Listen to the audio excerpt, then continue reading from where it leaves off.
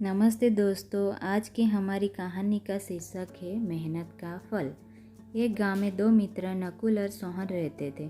नकुल बहुत धार्मिक था और भगवान को बहुत मानता था, जबकि सोहन बहुत मेहनती था। एक बार दोनों ने मिलकर 1 बीघा जमीन खरीदी, जिससे वहाँ बहुत फसल उगाकर अपना घर बनाना चाहते थे।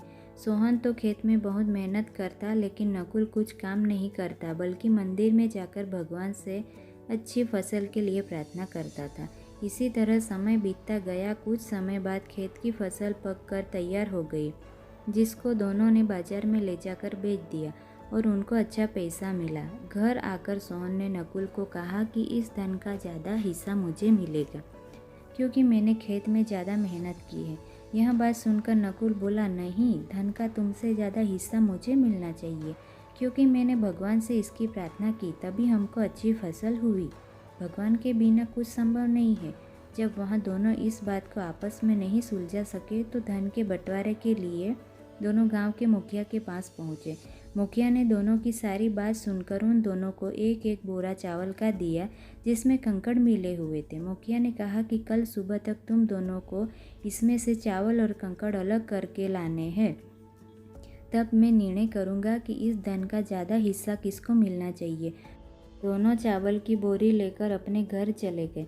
सोहन ने रात भर जागकर चावल और कंकड़ को अलग किया, लेकिन नकुल चावल की बोरी को लेकर मंदिर में गया और भगवान से चावल में से कंकड़ अलग करने की प्रार्थना की। अगले दिन सुबह सोहन जितने चावल और कंकड़ अलग कर सका, उसको ले जाकर मुखिया के पास गया, जिसे देखकर मुखिया खुश हुआ। नकुल वैसी की वैसी बोरी को ले जाकर मुखिया के पास गया।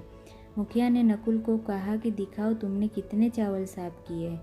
नकुल ने कहा कि मुझे भगवान पर पूरा भरोसा है कि सारे चावल साफ हो गए होंगे। जब बोरी को खोला गया तो चावल और कंकड़ वैसे के वैसे ही थे। जमींदार ने नकुल को कहा कि भगवान भी तभी सहायता करते हैं जब तुम मेहनत करते हो। जमींदार ने धन का ज़्यादा हिस्सा सोहन को दिया। इसके बाद नकुल भी सोहन की तरह खेत में मेहनत करने लगा और अब की बार उनकी फसल पहले से भी अच्छी हुई। सीख। इस कहानी में से हमें यह सीख मिलती है कि हमें कभी भी भगवान के भरोसे नहीं बैठना चाहिए। हमें सफलता प्राप्त करने के लिए खुद मेहनत करनी चाहिए। धन्यवाद।